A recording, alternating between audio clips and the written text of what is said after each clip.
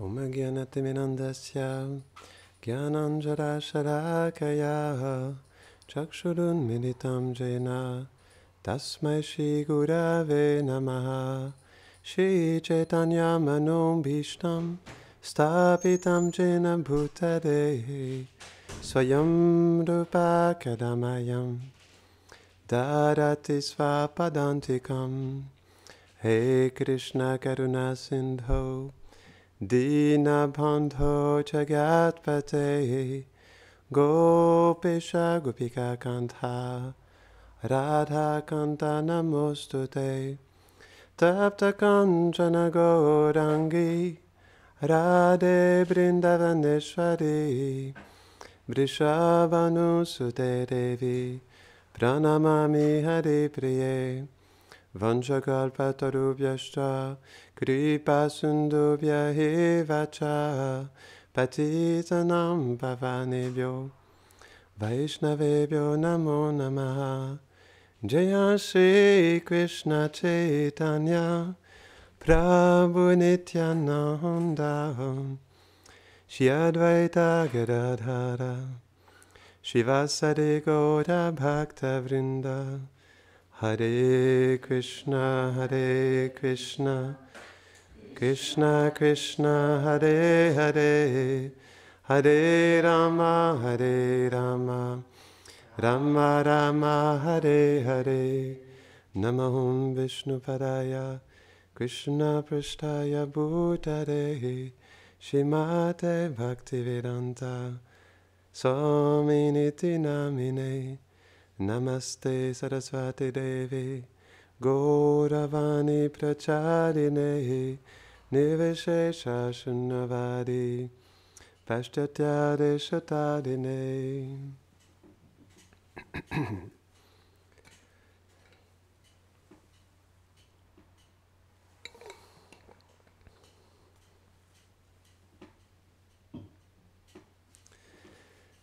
À tous les ans, on célèbre la fête des mères. Mais aujourd'hui, c'est une fête très spéciale parce que c'est la fête de la mère de toutes les mères. La mère originelle, la mère de Krishna. Notre mère à tous, Yashoda Maï. Parce que dans ce monde, on a eu souvent des mères. On a eu des millions de mères. Mais tout de même, pour nous, Mère Yashoda reste la mère de tous. Et pour les résidents de Vrindavan aussi, comme on pourra le partager aujourd'hui. Donc, Srila Prabhupada, il dit quelque chose de très beau, et on va comprendre pourquoi il dit ça. Il dit que même dans ce monde matériel, il n'y a aucune comparaison avec l'amour d'une mère. Parce que l'amour d'une mère, c'est sans attente pour son enfant. Elle n'a aucune attente en retour. Et j'imagine quand Prabhupada il a dit ça, il devait penser à Mère Yashoda. Parce qu'elle est l'origine de l'amour maternel. Même Shukadev Goswami, il explique ça dans le 10e chant du Bhagavatam, le chapitre 9, le verset 20, il dit « Ni le Seigneur Brahma, ni le Seigneur Shiva, ni même la déesse de la fortune, qui est toujours la meilleure moitié du Seigneur suprême, ne peuvent obtenir de Dieu, la personne suprême, le libérateur de ce monde matériel, une telle miséricorde que celle reçue par Mère Yashoda. » Pourquoi Mère Yashoda a reçu une telle miséricorde? C'est parce que Krishna est son fils. Et c'est tellement beau lorsque elle avait son petit bébé dans ses mains, parce qu'il était petit, Krishna. Il n'a pas toujours été grand, il était aussi très petit. Donc il était dans ses mains comme ça, et lorsqu'elle l'a vu, parce que Mère Yashoda, elle a le teint d'une fleur de lotus bleu. Et elle a vu ce lotus, et elle s'est dit, « Wow, il ressemble à moi, il me ressemble. » Elle a regardé, parce qu'on voit une mère, hein, lorsque l'enfant est né, elle regarde les membres de son corps pour s'assurer qu'il a tous ses membres. Mais lorsque Mère Yashoda elle a cherché, elle a vu 8 lotus. Elle a dit, « Oh, il y a les 2 lotus de tes yeux, les 2 lotus de tes mains. » Elle a regardé, elle a pris ses pieds, les 2 lotus de tes pieds. Et là, elle cherchait d'autres lotus. Le lotus de ton nombril. Et là, elle a regardé son visage. Le lotus de ton visage. Il y a 8 lotus en toi. Srila Prabhupada, dans le Nectar de la Dévotion, il partage une très belle histoire qui nous montre pas seulement l'amour de Mère Yashoda, mais l'amour de Krishna pour sa mère. À un moment donné, Mère Yashoda, elle était dans son palais, elle a entendu quelqu'un frapper à la porte. Donc elle avait Krishna avec elle, hein, parce qu'elle était tout petit à ce moment-là. Et donc elle avait Krishna dans ses bras comme ça. Elle s'est rendue jusqu'à la porte, elle a ouvert et il y avait un sadhu avec un baluchon, un danda puis un bol pour faire la mendicité. Et elle a dit, oui, qu'est-ce que je peux faire pour toi? Et là, Krishna, il était comme ça. Il se demandait, il a vu ce sadhu avec sa grosse barbe, son tilak, son danda. Il avait peur. Et là, mais Yashoda a regardé Krishna qui était comme ça. Elle a dit, oh, mère, non, s'il te plaît, je ne vais pas le voir. Et là, elle a dit, mais pourquoi? C'est un sadhu. Pourquoi tu as peur de lui? Et là, Krishna, il a dit, mais j'ai peur de lui parce que, tu vois, il a un baluchon sur son épaule. Puis peut-être qu'il va me prendre, il va me kidnapper, puis il va me mettre dans son baluchon, puis pour toujours, puis je ne serai plus jamais avec toi. Et quand Mère Yashoda a entendu ça, elle a placé Krishna tout de suite derrière. Parce qu'elle aussi, elle ne voulait pas que Krishna s'en aille. Il y a tellement de belles histoires. À un moment donné, ce qu'on sait que Mère Yashoda a toujours la difficulté à ce que Krishna il parte dans les pâturages. Et elle trouve toujours toutes sortes d'excuses pour pas qu'il s'en aille. Et même, à chaque fois, lorsque Krishna veut partir, parce qu'il lui tarde de partir avec Balaram et tous les autres Gopas, elle a dit, « Oh, Mata, est-ce que je peux partir maintenant? » Elle a dit, « Non, pas tout de suite. » Elle a dit, « Parce que il faut que je t'explique certaines choses. Il y a des règles à suivre si tu vas dans la forêt. » Elle a dit, « Tu ne devrais pas monter dans les arbres. » Ce qu'elle dit, si tu montes dans les arbres, tu vas savoir monter, tu vas monter jusqu'en haut, mais une fois que tu seras perché sur une branche, tu vas regarder en bas et tu ne voudras plus descendre. Et là, elle dit, à cause de ça, Balaram, il va être obligé de monter lui aussi, il va se percher sur une branche avec toi, et là, il va regarder en bas, puis lui aussi, il ne voudra plus descendre. Fait que là, vous allez être pris tous les deux sur le haut d'un arbre. Donc nous, les adultes, on va être obligés de se rendre et d'aller vous chercher dans l'arbre. Et là, elle dit, OK. Mais il dit au moins, est-ce que je pourrais aller chercher les fruits dans les arbres? Et là, Yashoda Mahi, elle a dit, non, il ne faut pas prendre les fruits dans les arbres, parce que des fois, il y a des serpents qui s'enroulent en entour des fruits, et ils mordent le fruit devient empoisonné. Donc non, il ne faut pas prendre les fruits non plus. Là, Krishna a dit, ah, OK. Fait que là, il dit, est-ce que je peux partir maintenant? Elle dit, non, pas tout de suite. Ne va jamais dans les rivières, ou ne te baigne pas dans l'eau dans les rivières ou les lacs, parce que tu ne sais pas nager. Elle dit, OK, Mata, OK. Et là, elle dit, non plus, tu ne devrais pas aller trop sous le soleil parce que tu n'as pas besoin d'être bronzé. Et elle dit, ah, Mata, s'il te plaît, est-ce que je peux partir? Elle dit, oui, mais un instant. Elle regarde Balaram, elle dit, Balaram, viens ici. Balaram, il faut que tu t'assures que Krishna il prenne le bout de ton doigt. Il faut toujours que tu le tiennes par la main. Il ne faut jamais que tu le quittes des yeux. Parce que sans ça, vous n'allez pas partir. Et là, Balaram, il regarde Yashoda Mahi et dit, oui. Non, je vais le protéger je vais protéger mon frère comme la paupière protège l'œil. Je te le promets, je vais le protéger. Donc finalement, ils ont pu partir. Donc, Srila Prabhupada, dans le Nectar de la dévotion, il donne une belle description de Mère Yashoda à travers la prière d'un dévot. Le dévot, il dit, « Laissez-moi être protégé par Mère Yashoda, dont les cheveux bouclés sont attachés avec du fil, dont les cheveux sont très brillamment embellis par le vermillon placé dans la partie du milieu, et dont son corps est encore plus beau que ses parures. Ses yeux sont toujours occupés à voir le visage de Krishna, et sont donc toujours remplis de larmes. Elle a un teint semblable à celui de la fleur de lotus bleuâtre, qui est rehaussée en beauté par le fait qu'elle s'habille de nombreux vêtements colorés, comme vous voyez ici. Mais Yashoda, elle apprécie beaucoup des vêtements colorés, de différentes couleurs. Mais, le jour de Damodar Lila, est-ce que vous savez pourquoi elle s'est vêtue de safran jaune? Parce qu'elle avait une dédication vraiment spéciale ce jour-là d'offrir le meilleur lait à Krishna. C'est pourquoi elle était habillée de safran.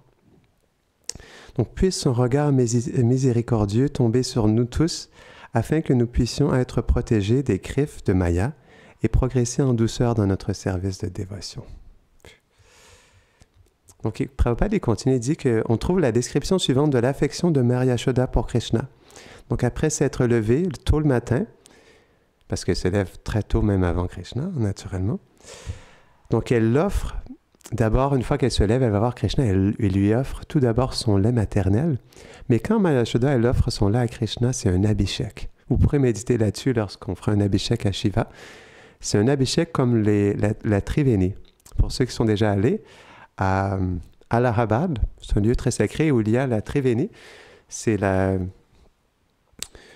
où il y a le Gange, la Yamuna et la Sarasvati qu'on ne voit pas mais qui est en dessous de la terre. Et quand Maya Yashoda, elle donne son lait à Krishna, c'est comme un abhishek. Parce que c'est comme l'abhishek avec ces 3 fleuves sacrés. Parce qu'il y a de son cœur ce lait qui émane, qui est la couleur du Gange. Il y a ensuite, parce que lorsque Maya Yashoda, elle donne son lait à Krishna, elle a des larmes d'amour qui coulent de ses yeux. Et comme il y a le Kajal sur ses yeux, ces larmes, elles sont teintées du Kajal, et c'est comme la rivière Yamuna qui est de couleur sombre.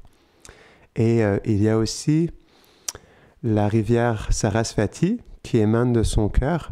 Et la rivière Sarasvati, elle est de couleur rouge, comme Anurag, qui est l'amour que Maya Yashoda, elle porte pour son fils. Donc, elle lui fait un abhishek comme ça, tous les matins. Donc, ensuite, elle commence à chanter divers mantras pour sa protection, dont des mantras de Nishingadev. Ensuite, elle décore très joliment son front et elle lui attache des talismans protecteurs sur ses bras pour s'assurer qu'il lui arrive rien.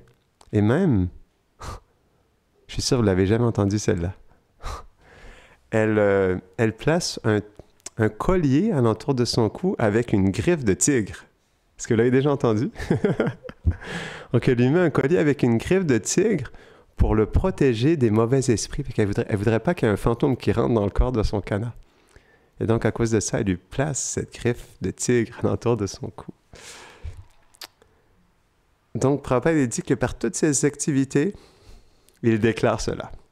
Il est clairement entendu qu'elle est l'emblème de toute affection maternelle pour Krishna. Jai Jashoda Mayaki. Là, je dois vous avouer, dans mon mental, j'essaie de me souvenir de toutes les histoires que j'ai entendues sur Maya Yashoda, parce que je ne les ai pas tous écrits, parce que je n'avais pas le temps.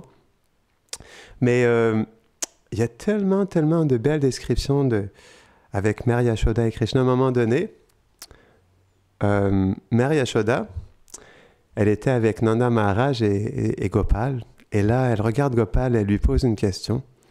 Elle lui dit, Gopal, est-ce que tu peux nous dire quelle est la personne que tu aimes le plus? Et là, Nanda Baba, elle était là aussi. Donc, elle dit, oui, dis-nous qui est la personne que tu aimes le plus. Donc là, Krishna, il dit, Mata! Et là, Nanda Baba, il dit, OK. Et là, il s'est dit, je vais essayer moi aussi. Il dit, Gopal, est-ce que tu peux nous dire qui est la personne que tu aimes le plus? Et là, Krishna a dit « Mata ». Mais pourquoi il a dit « Mata » ? En fait, il y a un sens caché dans ça. Il a dit « Mata » parce que dans Mata, il y a Mata, il y a Ma, qui est Maya Yashoda, mais il y a Tata, qui est Nanda Maharaj. Donc, quand Krishna il a dit « Mata », il a exprimé à la fois son amour pour Maya Yashoda et pour Nanda Maharaj. Mata. C'est très beau. Donc, Yashoda, on sait que Yashoda signifie celle qui confère la renommée, mais Maya Yashoda, elle ne confère pas seulement la renommée aux dévots et à Krishna lui-même, mais aussi à la renommée personnifiée, Yashoda. Donc un jour, Mère Yashoda, lorsqu'elle a vu sa servante qui était occupée par différents travaux, elle s'est chargée elle-même de barater le beurre. Et pendant qu'elle actionnait sa main avec... de ses 2 mains la baratte pour barater le beurre, elle chantait les divertissements d'enfance de Krishna et elle se plaisait à penser à son fils. En fait, Mère Yashoda, c'est une kirtaniya hors pair parce que lorsqu'elle barattait le beurre comme ça, il y avait le cliquement de ces bracelets de poignets qui étaient comme les kartals et il y avait le bâton qui était utilisé pour barater le beurre qui tournait comme ça.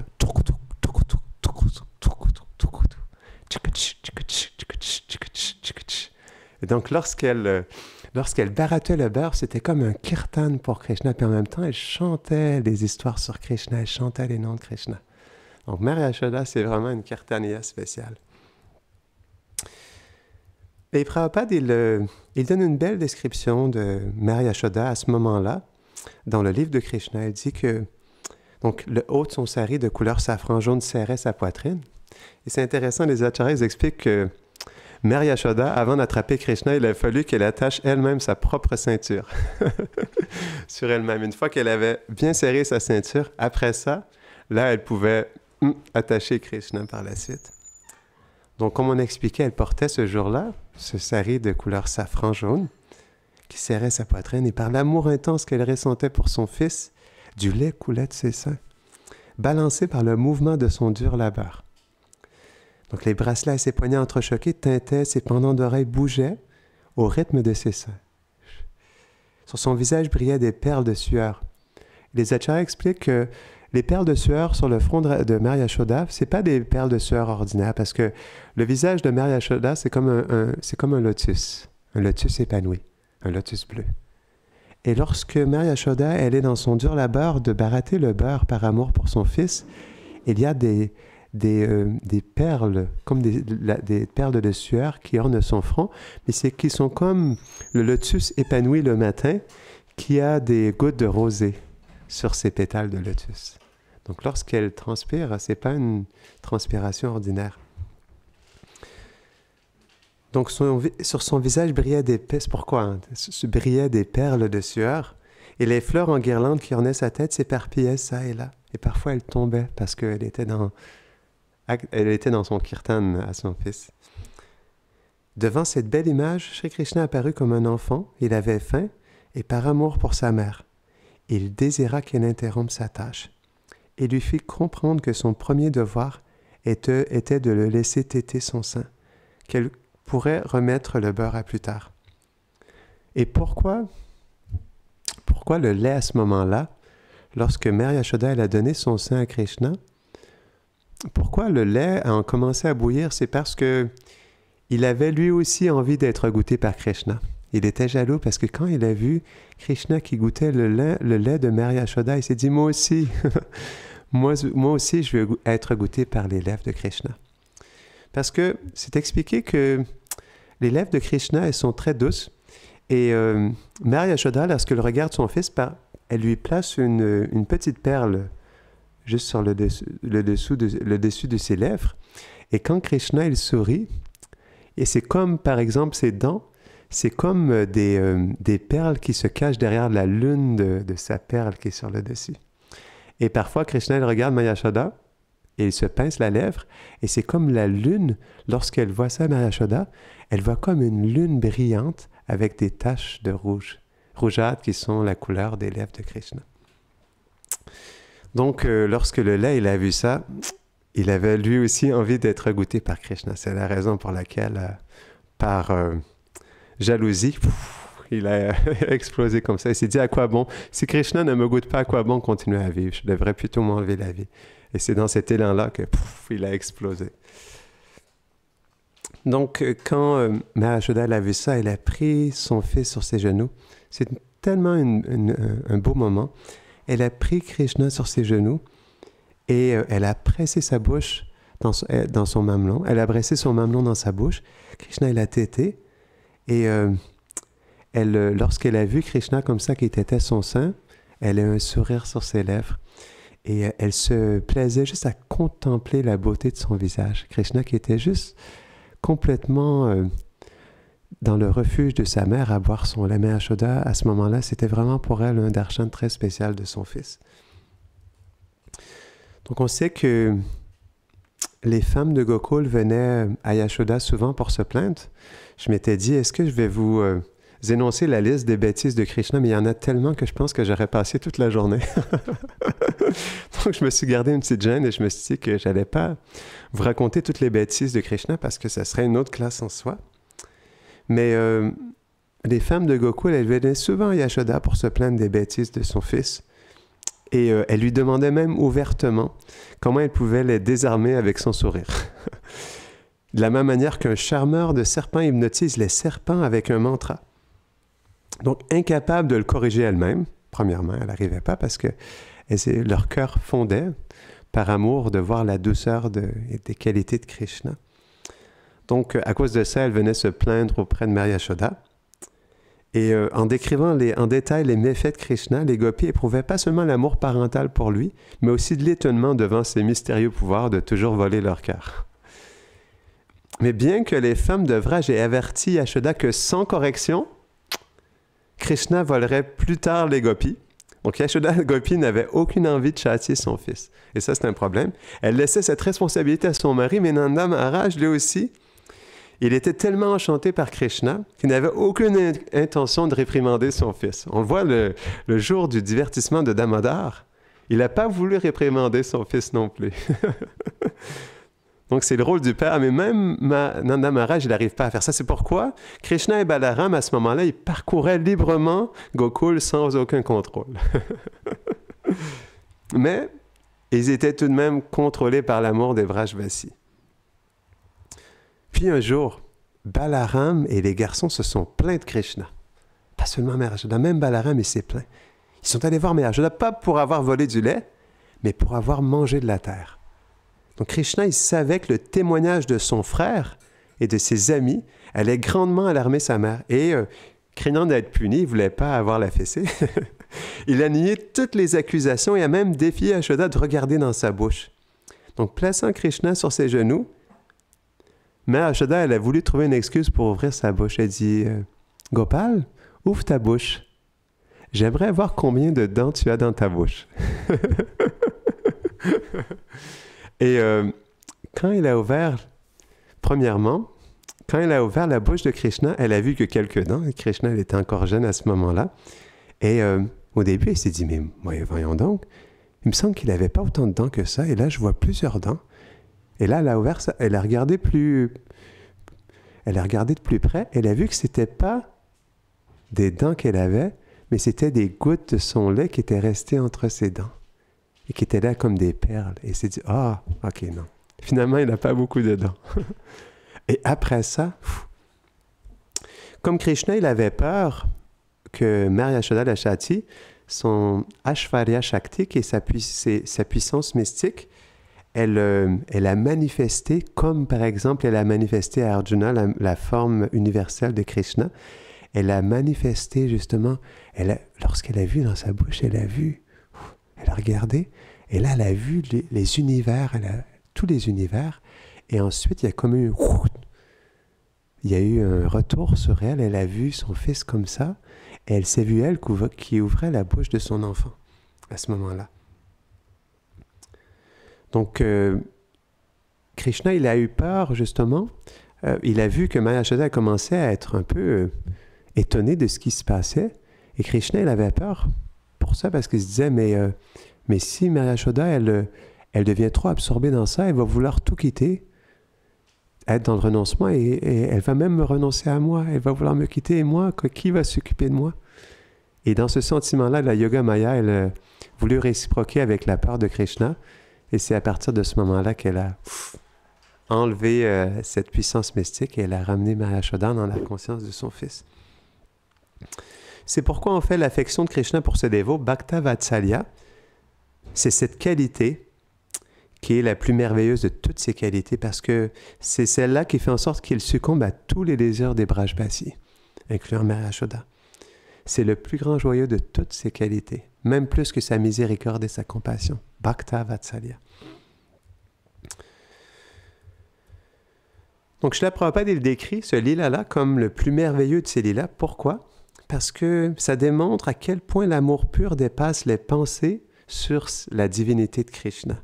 Et comment l'amour a convaincu même Mère Yashoda que Krishna n'est que son enfant. Et comment son attirance à cet amour pousse Krishna lui-même à renoncer à sa suprématie. Donc, en réalité, cette vision que Mère Yashoda elle a eue de Krishna, qui était dans cette forme universelle, elle ne faisait pas appel au sentiment maternel exalté de Mère Yashoda. Parce que la scène devant elle, elle était tellement inconcevable qu'elle est devenue perplexe et plein de questions. Puis comme elle ne parvenait pas à comprendre la véritable cause de ce qu'elle voyait, à ce moment-là, elle s'est simplement abandonnée au Seigneur suprême parce qu'elle s'est dit, ben là, il y a quelque chose qui me dépasse. Et c'est à partir de ce moment-là que Krishna, il a eu peur. Quand il a vu Mère Yashoda qui commençait à se poser des questions sur ce qu'elle voyait, là, il a vraiment eu peur. Et c'est à partir de ce moment-là que la Yogamaya, elle est intervenue.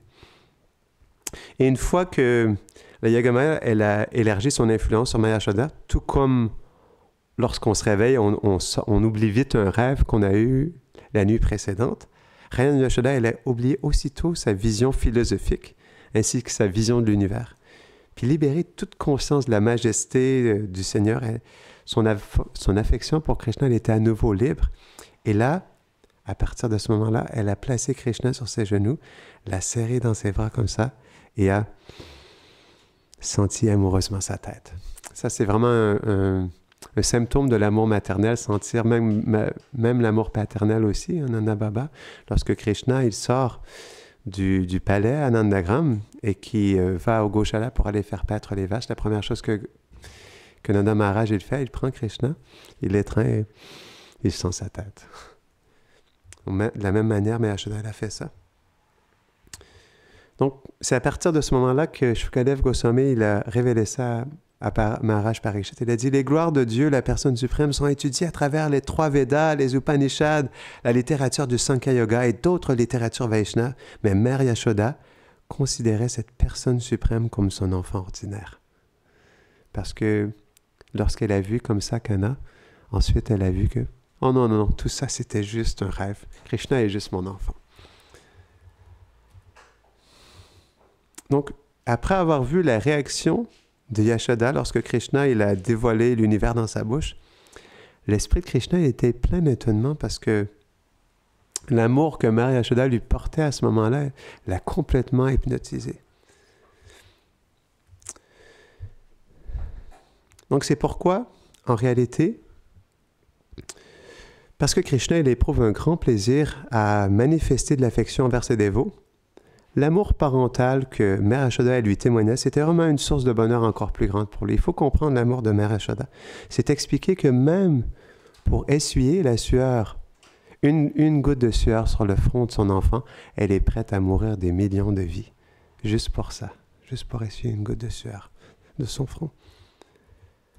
Donc, après ce divertissement, où justement elle a vu cette vision de Krishna, Krishna, il était impatient de tester les limites de cet amour parental, de savoir ce que c'était d'être emprisonné par cet amour, de ressentir ce que c'était d'être lié par cet amour.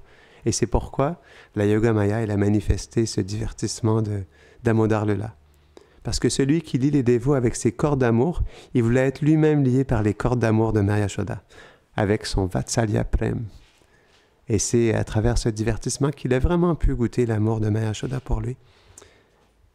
Et pour vraiment comprendre l'amour que Mère Yashoda, pas seulement l'amour qu'elle porte pour son fils, mais à quel point son amour est profond et à quel point il influence, il attire et il inspire tous les résidents de Vrindavan. Je voulais partager quelque chose. C'est tout de suite après le divertissement de Damodar, une fois que finalement, après, on sait que Krishna, il a boudé sa mère, même Nanda Maharaj aussi, il a boudé il voulait rester avec son fils. Et une fois que le conflit s'est réglé, parce que Mère Yashoda, elle était tellement honteuse d'avoir châtié son fils qu'elle était restée dans ses habitations, dans sa chambre. Elle ne voulait pas sortir parce qu'elle se sentait trop mal, trop attristée de ce qui s'était passé. Et finalement, donc Nanda Maharaj, il avait gardé Krishna avec lui ce jour-là, il l'avait amené avec lui, donc il s'était reposé l'après-midi avec lui. Et à un moment donné, Mère Yashoda, c'était pas elle qui avait cuisiné le repas, donc c'était Rohini, et tous les Brajbasis, ils se demandaient ce qui se passait. Ils ne pouvaient pas prendre le repas sans la présence de Mère Yashoda, parce qu'on sait que Mère Yashoda, à tous les jours, elle nourrit avec tellement d'amour, pas seulement Krishna, mais aussi tous les résidents de Nandagram. Prabhupada, par rapport à ça, avant que je l'oublie, il explique aussi dans le Nectar de la dévotion que Krishna, comme il mangeait beaucoup de laddu et de rasgoula, il était devenu dodu. Tellement dodu que lorsqu'il... Prabhupada dit ça. Hein? Tellement dodu que lorsqu'il marchait, c'est comme s'il se dandinait. Et il était tellement devenu dit qu'il avait 3 plis de graisse, tellement il avait mangé des ladous. Et à cause de ça, lorsqu'il marchait, ces 3 plis se dandinaient sur ses côtés. Mais malgré tout, malgré le fait qu'il était devenu dodu, du fait qu'il mangeait bien, Mère Yashoda, à chaque fois, parce que ça c'est l'amour de Mère Yashoda, parce que même si Krishna mange bien, Mère Yashoda, elle pense toujours que Krishna n'a pas assez mangé. Ça, c'est l'amour de Mère Yashoda.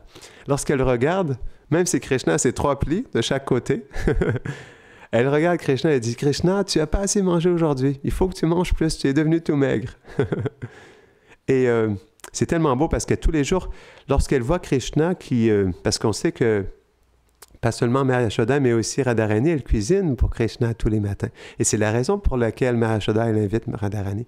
Parce qu'elle a été bénie par Durvasa Muni, pour que lorsqu'elle cuisinerait, tout ce qu'elle cuisine serait comme du nectar et donnerait la vie, donnerait la force, la santé.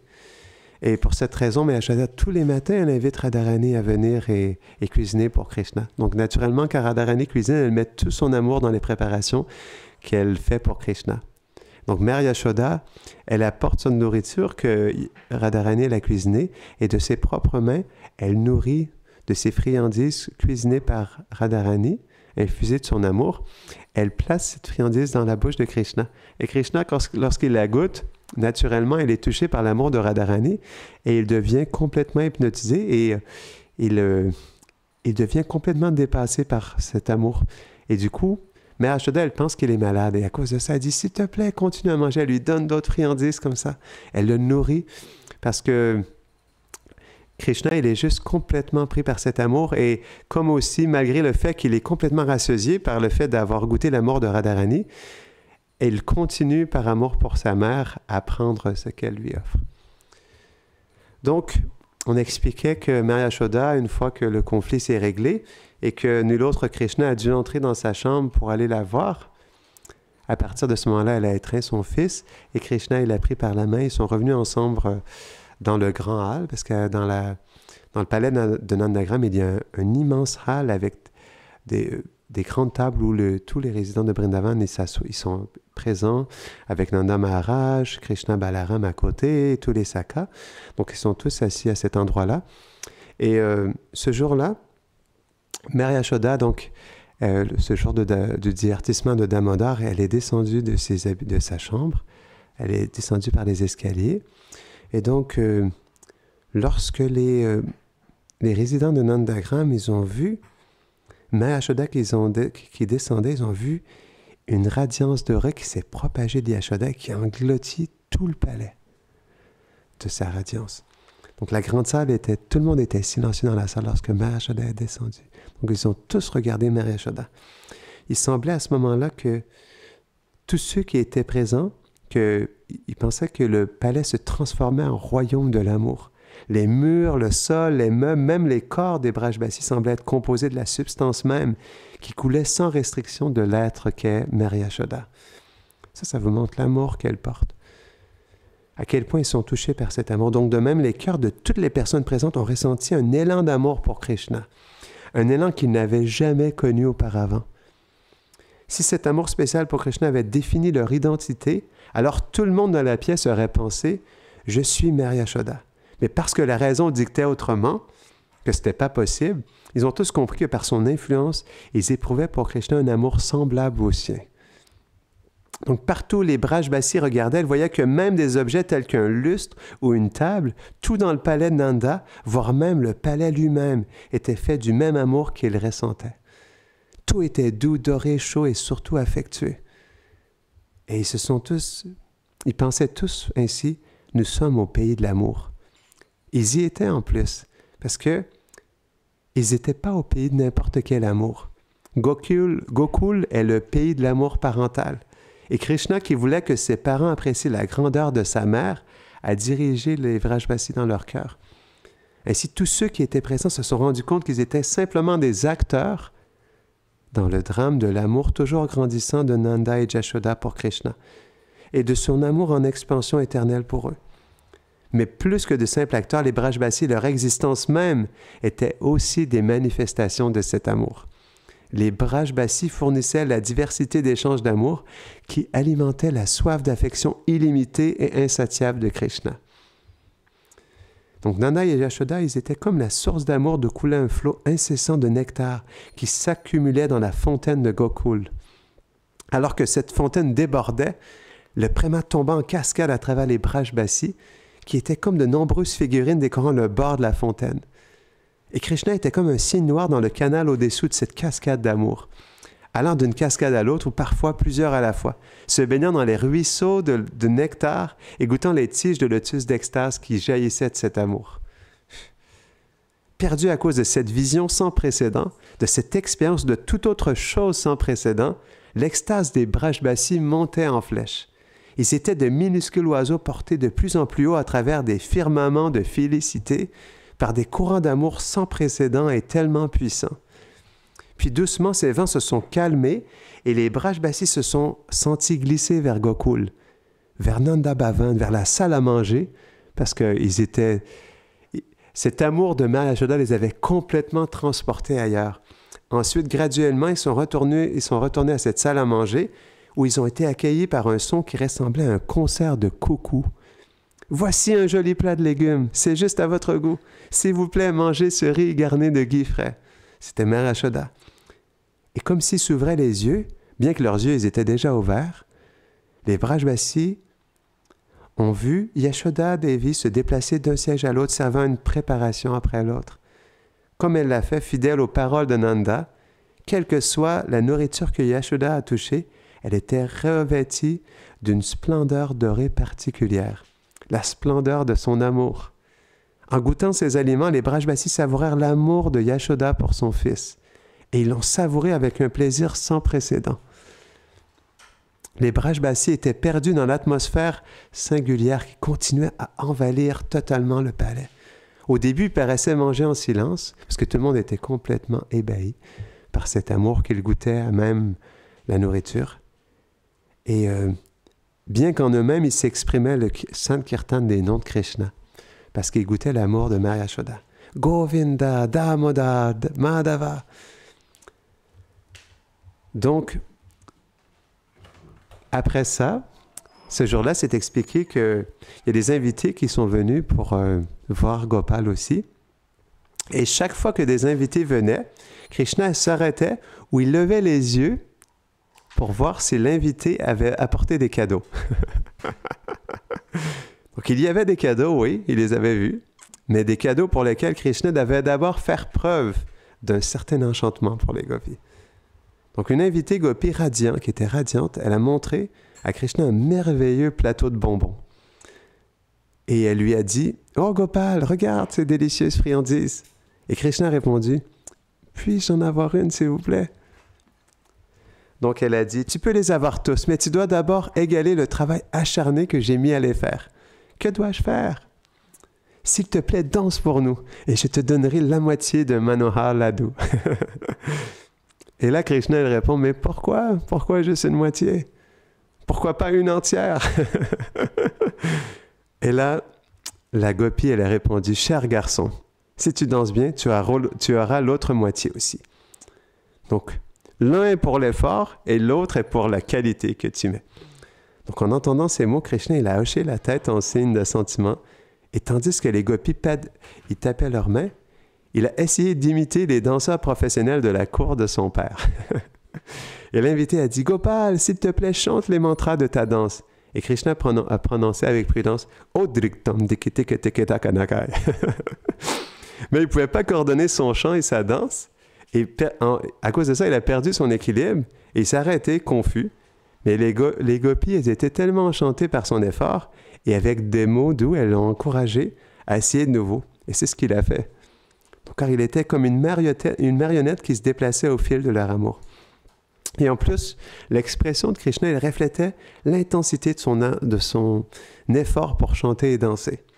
Donc même si les mouvements étaient maladroits et son intonation était un peu vague, il apparaissait, ces mouvements et ce chant de Krishna, il apparaissait aux gopis comme le roulement et le claquement des vagues de l'océan.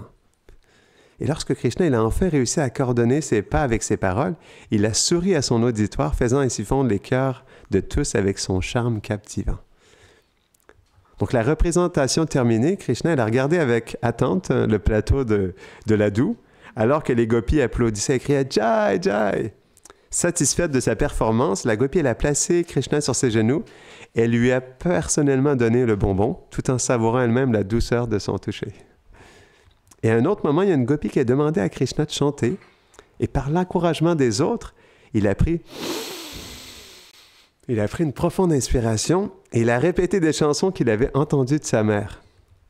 Mais bien que la voix de Krishna n'avait pas réussi à atteindre les notes hautes et basses ou à refléter la bonne intonation et la bonne mélodie, c'est toujours comme du miel qui coulait dans les oreilles des gopis puis jusqu'à leur cœur, les enivrant comme du nectar.